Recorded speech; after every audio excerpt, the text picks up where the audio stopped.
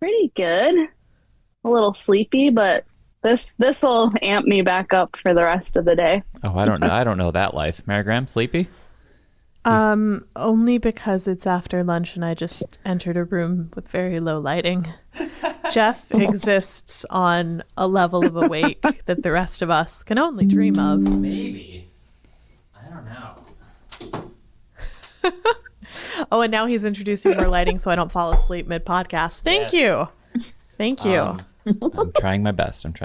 I'm an advocate of espresso when possible. What's in your mug, Mary Graham?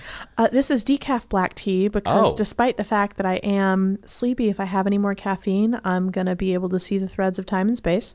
You lost me. Which isn't as much fun as it sounds. This D word. I didn't. Decaf. Decaf? You lost me. I know. I'm sorry. Okay.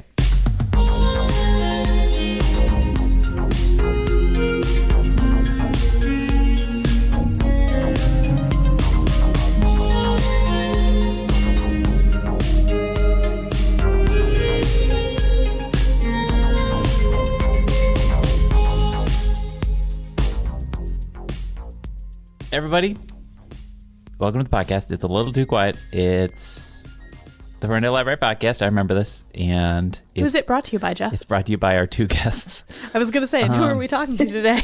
It's brought to you by the Friends of the Ferndale Library. My name is Jeff, joined as always by Mary Graham. Hello, hello. And today I've got two members of the Friends, and one of them is Savannah Camplin. Hi, Savannah. Hi. And then the other is Emily Bosch Garner. Hello, hello. Welcome to the podcast party. Woo. Oh, Friends of the Ferndale Library. You two have titles. Introduce yourselves. Say hello. we do have titles. So this is Emily. My title is president. Nice. And I am Savannah, and my title is vice president. Excellent. All right. We're talking to the top brass. And tell folks at home what the Friends are, who the Friends are. Friends of the Library. The Friends of the Ferndale Library is a nonprofit that is separate from the library itself, but we function with the sole purpose of supporting the Ferndale Library. So our big goal is fundraising so that we can help pay for things like this podcast, summer reading kickoff we supply ice cream for. We do a 12 days of Giftsmiths where we buy a bunch of stuff that all of the librarians have on their dream wish list. So anything that we can help kind of support along that way. So we are one of the longest running Friends organizations in the state of Michigan, which we're pretty proud of. And we want more people to get involved because we need more support for our library. Yes. I am a Ferndale history nerd, and you guys formed possibly as early as 1938. Dang. Mm-hmm. Isn't that amazing? That's earlier than I was going to guess. Possibly 36. I'm going to go check my facts. That is super cool. Either way, before the start of the Second World War. That's right. We had friends. That is pretty awesome. And as the librarian in the room, I can confirm that whenever we are planning something super cool, Yeah. and even though we're a decently funded library, the people of Ferndale are extremely supportive and they keep voting yes on the millage. Thank you, the people of Ferndale. But you know, I don't know if anyone here has noticed, everything's expensive now. So, you know, when we're planning cool stuff and we're like, oh, we don't quite know if we maybe have the budget for that, the first thing out of our mouths is always, well, let's go talk to our fine friends at the Friends. Yeah. So 12 Days of Giftmas does in fact rule. Oh, yeah. Oh, gosh. We have too much to talk about. Yeah. But even just here we are, September, and the Friends really just give us a big lift during the summertime. They help us with our summer reading kickoff. They help us with our summer concert series. They make so many, I'm talking to you, library patrons, so much of the magic that you encounter when you enter this building is probably due to the support of the Friends. Oh, but anyone can join. You could be a friend. I was going to say, I would not like love a secret society or anything. From y'all about how people can get involved with the Friends, because you know I know some folks who sometimes are like, oh, I can make it to board meetings, but I can't commit to be, I don't want to run for board, but also like, what do I do? How can I help? And the great news is that you do not have to reinvent a wheel. No, we have the tools. The structure is in place. Yes. How do people join the Friends? For sure. You can definitely run for the board if you want. We always love people who want to be on our board, but you certainly don't have to. Savannah, you want to kind of chat about how people get involved? Yeah, I mean, first of all, you can go to ferndalefriends.org and learn more about what we do, and you can sign up to be a friend.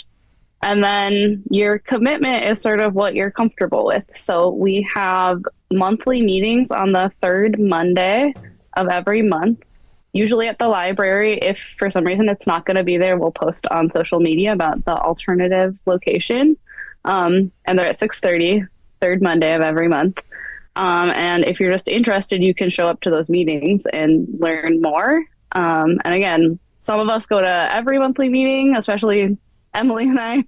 But if you can't make it, you're still welcome to participate in any way that is comfortable for you. Excellent. The nice thing is joining the Friends just means you like the library, which is basically everyone. So joining the Friends just says, yep, I like the library. I want to hear about what you're doing. Put me on your newsletter list. And then, like Savannah said, you want to get involved with helping us plan some events and fundraisers. Great. If you're in the position to financially help support us and the library, also great, because we certainly need the financial support. I will say occasionally we will get patrons who basically want to come up to the reference desk and be like, here's $50, buy yourself something nice, which love the energy, and we always direct those people to the Friends. Right. If you say, well, of course I vote yes on my funding millage when it comes up on the ballot, but how do I financially support libraries even more right now? Go look up your local Friends, because since they're the nonprofit, that's who you can give the money straight to. Right. Yeah. Savannah and Emily, I'd love to hear your life in libraries, your memories of libraries. Clearly, you've now come down to this path. Destiny has brought you to be friends of the library, which obviously the answer must be you really liked them. But do you have formative, vivid memories of going to your local library? And what was your childhood library? We just want to hear all the nostalgic bits. We want to hear the anecdotes, memories. I definitely have childhood memories. Yeah. I'm sure Savannah does too. My mom was actually a public school librarian before she had my brother and I.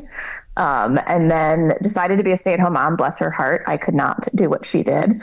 But she still had that extreme love for books that made her become a public school librarian in the first place. So my home was full of books, all of the books that could have ever existed. Almost all of my childhood birthday parties were themed on children's literature characters. So that was my whole life growing up. So that's where all of my passion comes from. Marvelous. For libraries and books is my mom. So yes, there was all of the visits to the library and learning the Dewey Decimal System and checking out everything and going to library programs. And then what led me here, so I grew up in California, and when I moved to Michigan 7 years ago, I was like, okay, I need a thing. I need to find friends and I need to plug in somewhere. So I kind of got involved a little bit pre-COVID, but really most of my involvement kind of came post-COVID, and kind of taking over from my predecessor, who was the president before me. So exciting. More on that in a minute. Savannah?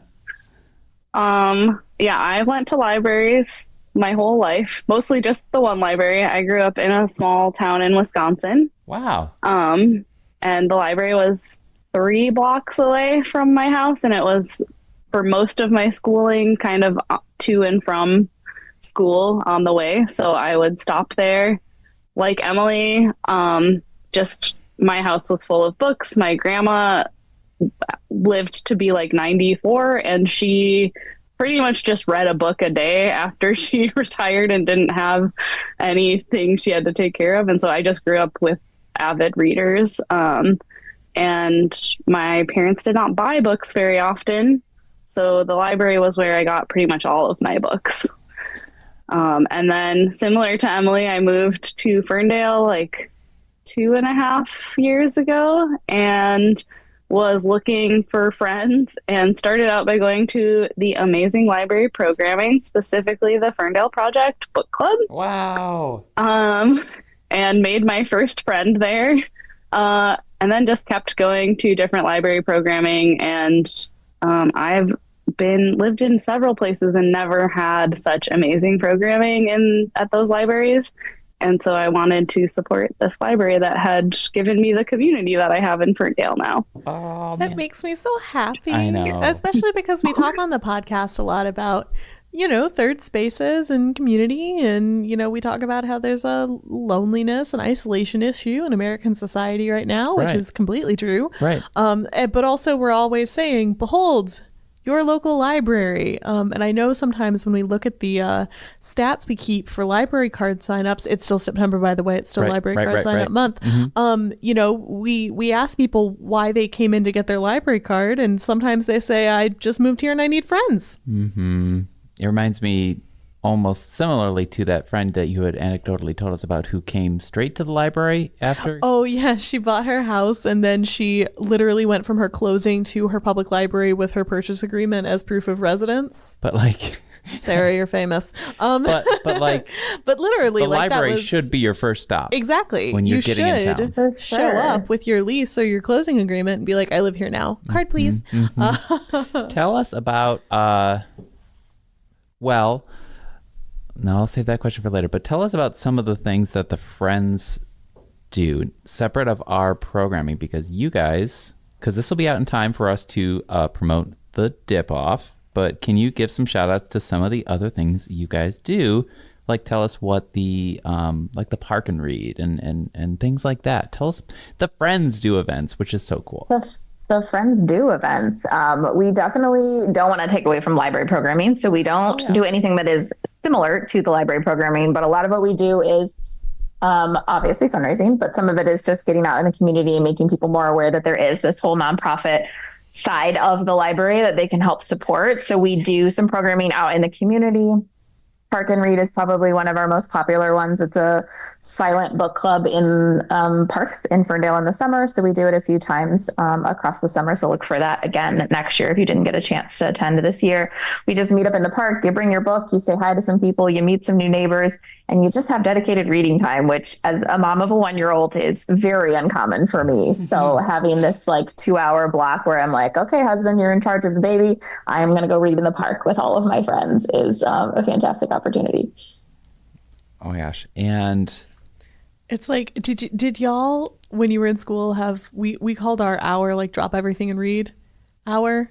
you didn't just use the acronym? No, we called it DEAR. Okay, Yeah, it's DEAR, I wasn't yeah. sure. Oh, yeah, Sure. I had DEAR. Yeah. As being a children's librarian, sometimes I say things to the youths and they look at me like I am old and embarrassing, which is important for their development. But still, I was like, did we all have DEAR? But, and so, sometimes as an adult, even when I have time, I have trouble sitting down by myself to read. But if you have a friend or just someone else, why people go to coffee shops to read, but you could be doing this in the park with other library nerds. Yeah, I love it. It's a great way to get dedicated time. But then like Savannah goes to the book clubs and she's great at actually reading the assigned reading and getting it done in time. I am not good at that. So this is a chance to be like, okay, I can still go do this. No one told me I have to read a specific book and be done to go to this thing, which you don't actually have to do to go to a book club, but there's a little more pressure there. So I really enjoy Park and Read. We also do a program at the start of every year when people tend to set their I'm going to read a bunch of books goal as their New Year's resolution. So we do an event called Book It to Your Couch 5K. So instead of running a 5K, which I don't want to do, you get to read a bunch of books in those first 3 months of the year. And then we have like a finish line party where there's prizes and a chance to kind of win some stuff. And again, hang out with people. We're very big on Savannah's whole thing about finding your friends. Like that is who we are. We are all friends. We are all neighbors here in Ferndale. And we want people to support the library and become more involved. Maybe I'm crazy or I'm going off on tangents. Last night I was just talking to someone about the Scholastic book fairs. And now I'm realizing here we're talking about DEAR and the just indulgent syrupy nostalgia that elder Gen Z and millennials can tap into of remembering a time before we had screens. And I think there's something to be said about the way the Friends build a community, and are particularly now we're really starting to see millennials joining the ranks, and they have that same fading memory of a tangibility where you would actually sit across, here we are, Mary Graham, face to face. being social. Friends of the Ferndale Library. There's a Go component. throw your phone in the lake. Exactly. There's a component I'm almost articulating, but I'm not sleepy enough. But does anyone else vibe with that at all? Yeah, I definitely like just seeing people in real life and like the being just like with the park and read, just being around other people reading quietly. There's like a comfort in friends where you can just be around each other and not interacting actively. Yeah. That I feel like is lost on people sometimes, and maybe the younger generation because there's so many screens, or maybe not. I don't know. I don't know that many youths. Oh, I don't know about the youths, but certainly for 30 and up, there's always this thought, and it's probably the same for the folks in their 20s. It's hard to make friends. That's what I'm getting at. Yeah. And it doesn't have to be hard. It doesn't have to be. And the nice thing, especially about something like a friends group, and I mean, I say this as someone who has a lot of long distance friends, but if you are part of your local friends group, those people are going to be local. Yeah. Those are going to be people that you can go to book club with, that you can meet up for dinner later with.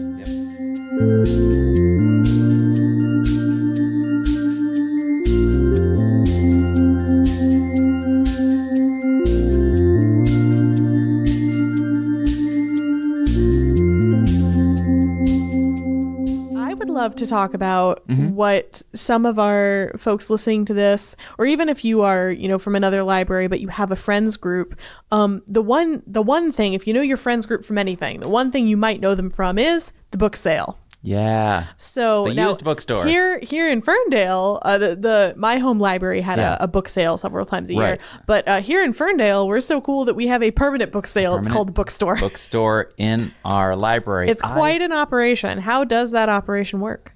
Yeah. I want to hear about that. It is a beast that we have a fantastic person on our board named June who has made it her baby forever, and she needs to go nowhere because we need her to stay and keep running it because it is a labor of love from her and her team. It is all volunteer based. It is open during all regular library hours, so you can stop by anytime you're at the library. All of our books are about $1 or less. Kids' books are 50 cents. It is all donation based. So also when you're cleaning out your bookshelves, if you're like, wow, I don't know what to do with these books, you can bring them to the library and give them to us. And then we will sell them back to other people in the community and use those funds to, again, support everything the library is doing. So the bookstore is actually our main source of income. And it's a huge part of what allows us to help support a lot of the programming that we do for the library. I will also say a little peek behind the curtain. When you donate books to the bookstore, the librarians actually get first dibs. And so occasionally I will weed my own shelves and bring, we ask that they be basically, like new, pretty good condition. And so I'll bring my own books in and then I'll be browsing the stacks later and I'll be like, oh, I used to have that book. Wait. And it's my copy, something I have donated. One of my coworkers has gone, we could use that actually. That's awesome. So that's always a little bit funny when that happens to me. But anything that the librarians don't immediately glom onto, the friends will sort through, and they have a fantastic eye for what is going to go, what people are looking for. And I mean, again, not to harp on how expensive everything is, but I'm sorry, a book for $1? Right. Impressive. Right. It's a pretty great deal. We also have swag. So if you need more than just a book, we've got t-shirts, we've got onesies. If you read a little one like I do, we've got candles, we've got pins. We got koozies, so lots of ways to kind of rep the friends and the Ferndale Library as well as you're out in the community. It's actually the shirt I get comments on the most. We have one that says Libraries Rock, and I could be wearing it anywhere, and people be like, "Oh my God, I love your shirt." Yep. Yeah, we've got. I know we've got Libraries Rock. I mean, at least I see people. These may be vintage at this point. Repping the one with the map that says the only thing you need to know is where your local library is, which is true, because we can tell you where everything else is. I know we have a little enamel pin that says "Take me to your readers," and we also have a new shirt design that should be ready before the holidays. So as you're thinking about your holiday shopping plans, put that on your list. Come grab a t-shirt and a candle for somebody in your life. I think a library candle is maybe the ideal stocking stuffer. Oh, absolutely. It is. So. It is.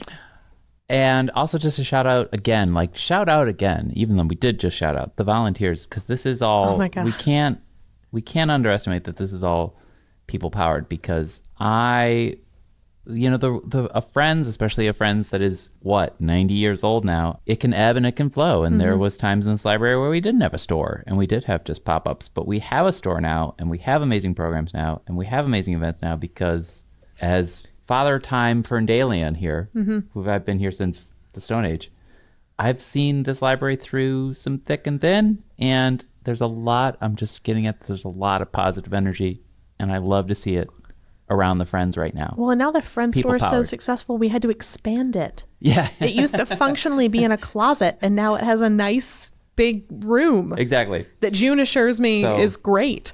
And that's the thing that it is June's baby. And like everyone who works here knows June. Right. We see June in the sorting room all the time. She's here. So it's like, that's, I think, a good testament to how much, the Friends can be either something that, you mostly support financially or just in a kind of, I'm a part of it and I just talk to my friends kind of way. Or if you are like, I'm about to make this my whole volunteer career. That too is possible. Oh, yeah. Sure is. June has proven that because it is a whole career that she has taken on running that store. So yeah, definitely lots of ways to get involved at any level, whether you want to jump in like June has, like Savannah and I have, or whether you're like, hey, I've got $10 extra a month I could give you, or hey, I want to turn my Kroger cards community rewards onto the Friends of the Ferndale Library and just passively give you money when I shop at Kroger. You can also do that. I want to draw attention to October 19th through October 25th is officially National Friends of Libraries Week, and you guys are culminating that with the Dip Off. Can you tell us about the Dip Off? Yeah, I can take that one. Let's dip in. So I actually haven't participated in the dip off before because I wasn't a friend last time there was a dip off. But you sign up to make your most famous dip, or maybe you want to try a new dip, take a little risk. And then other people come and they try all of the dips and vote on them. Great way to get ready for the holiday season. You can get some new dip ideas. And I'm really excited for it. I'm excited to eat everyone's dip. I'm excited to figure out what dip I'm making. And as always, there's prizes because that's what we do. And we're very excited. We have so far one and maybe more community partners that have given us a very cool prize that we're excited to announce as it's ready. But we got some cool local prizes that you'll be able to win. And again, that is October 25th. Yes, from 1 to 3 at the library. So you don't have to go far. It's in everybody's backyard. Have info in the show notes and a link to how you can participate. And then we did also mention the 12 Days of Giftmas, which was really cool. I wanted to bring that up too. Tell us about that, because that's not program directed. Let's talk about that. So 12 Days of Giftmas was an idea of our former president, Ed Burns, a few years ago.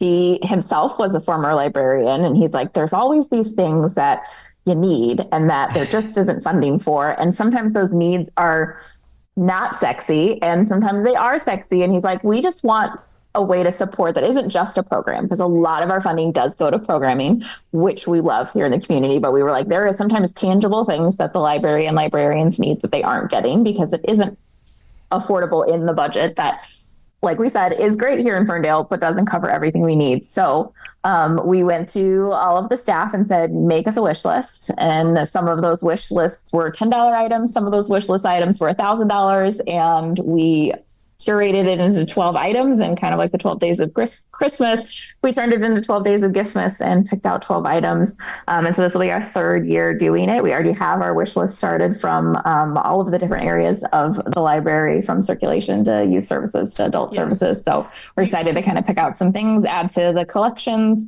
add to some of the like back of house things that are needed to kind of keep the library running for all the staff. Youth Services thanks you for much of our outreach supply. We got a fun little prize wheel. We got a pop-up banner that says who we are. We got a tent. And that's one of those things. I mean, we do so much outreach in youth. All of us, every department does here. But we just finished back to school season. And we do some outside stuff where like, you need that tent. It's not an option. The sun is a deadly laser that is trying to kill you on the field of Ferndale High School. And so the tent makes life a lot better when you talk to like 300 people in 2 hours, Sure. a thing that we do. Sure. So it's one of those things that simultaneously like not sexy, it's a tent, but also is sexy. It's a prize wheel. Do you know how much the children crave the prize wheel? Right. Quite understandably so. Right. So that's the kind of thing that we get really excited, and we're very grateful to the friends. Oh, yeah. It feels really good to know that you're all just taking time out of your life and no one's getting paid for this, and it's just that you care and you're putting your organizational skills to use. Oh, sure. I also think that, and this is just my perception, but we've been talking about making friends and stuff like that. And I think that libraries, and maybe the Friends in particular, is a great way to make intergenerational friendships. Oh, like truly. That's another thing that I was going to bring that up when I was rambling about millennials, because it isn't just that. It isn't just that. Yep. Like, we talk about loneliness, but I also think it's very easy to get siloed into people who are maybe your own age. Right. And I have a lot of intergenerational friendships that I find very, very fulfilling. And so if you've always kind of thought, well, I'd love to be able to get advice from someone who isn't my auntie, is just my friend, but is maybe 25 years older than I am. Come on down to your local library. Truly. Yeah. I mean, Savannah and I ourselves are millennials, but our whole board is not. Like, we happen to be, but we've got a kind of across the spectrum of generations on the board. And like I said, Ed, my predecessor, is retired, and he just wanted to stay involved in the libraries and kept the Friends going for the few years over COVID, where our membership kind of dropped crazy, as the whole world did. So we've got a huge swath of people. So there is room for everybody. You do not have to fit any certain mold to be a friend. And I guess on the other end of that as well, if you're a teenager and maybe you're really worried about the everything, or you care a lot about free speech or anti-censorship, or you just think the library is real stinking cool, again, there's no like age limit on this. Sure. You can join the Friends. And especially, I mean, hey, sometimes you need volunteer hours for school. Exactly. Sometimes we do have kids call us and ask, do you have volunteer opportunities for, my NHS hours or something? And for the most part, when it comes to the library, we don't. Right. We have staff. But the Friends, I presume y'all could always use some kind of help. Yeah, we definitely don't have a ton of hours all the time, but we certainly have occasions where we have like our programs and events that we can use volunteers for. Our bookstore does occasionally need volunteers. I think they currently are staffed with volunteers because we have a great support system of people who want to help there. But there's definitely ways to volunteer for things like Dip Off. We had an event earlier this summer called Beers and Bookworms that Urban Rest hosted for us, which is essentially like speed dating with a book so that you could find new reads, not a new date. And we had options there where we could have used volunteers. So yeah, definitely ways to get involved. Yes. And even if you just and I would also, sorry. Oh, go ahead. I was going to add, the more volunteers we have, the more things we can do. So the more opportunity for volunteering.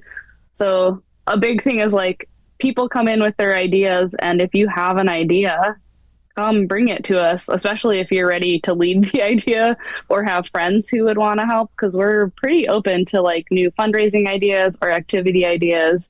But we don't always have, we have a pretty decent size friends group, but we can always use more people. And the more people we have, the more cool stuff we can do. And the more money we can raise for the library. Beers and Bookworms was entirely Shaza, who's a friend. She came in and she's like, I have this idea. And we were like, okay, tell us what this idea is. And it turned out great. I have a whole list of new reads that I want to get to on my to read list from everybody that told me about their favorite book at this event.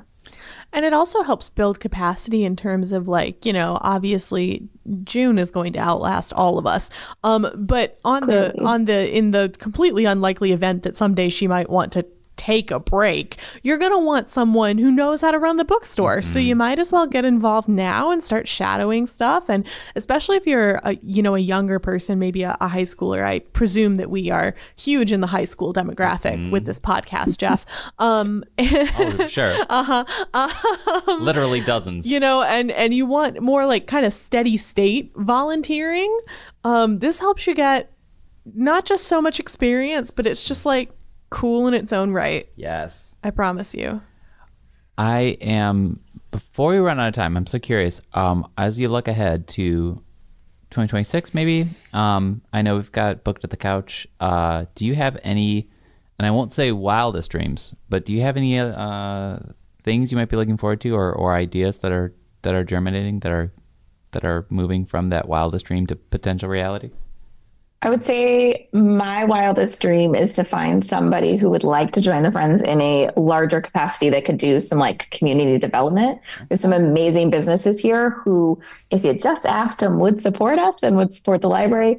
We do not currently have the capacity to go around and ask all of them to support us. So if anybody out there listening is like, I could go ask a bar or a restaurant or a store to help support the Friends, come talk to us, because there's definitely some ways we could get some more community involvement from our great businesses here in downtown Ferndale and the greater Ferndale area. So that's probably my big dream for 2026. Exciting. Yeah, I agree. It would be really nice. We talk about it every meeting, but we just don't have a designated person to help with community outreach. I think we also have talked about the idea of doing a larger fundraiser than what we've done in the last few years. So something a little bit grander and we don't know exactly what that'll be yet, but it is one of the things we hope to do next year. And I just want to keep doing, again, not stepping on library programming toes at all, but the Beers and Bookworms was really fun and seemed really popular, and just sort of having more ideas where we're out in the community and getting community members excited about the Friends and the library, just because I love libraries and I just always want to talk about libraries, but also always with the goal of also making a little bit more money to help support you guys and the rest of the library staff. Well put.